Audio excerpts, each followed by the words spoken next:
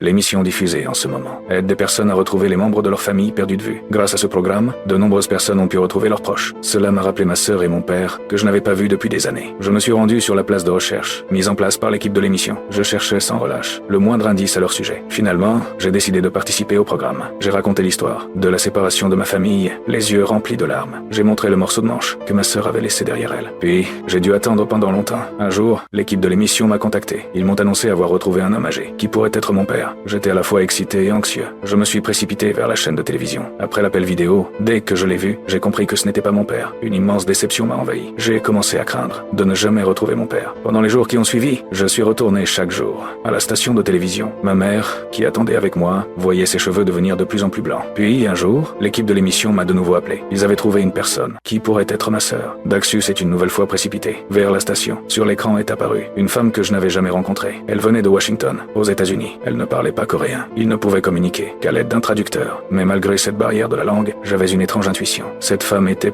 être ma sœur devenue adulte. Elle m'a raconté qu'après avoir été séparée de sa famille, elle avait été envoyée dans un orphelinat. Plus tard, elle a été adoptée par une famille américaine. Depuis, elle a toujours vécu aux États-Unis. 내 동생 막순아, 막순아.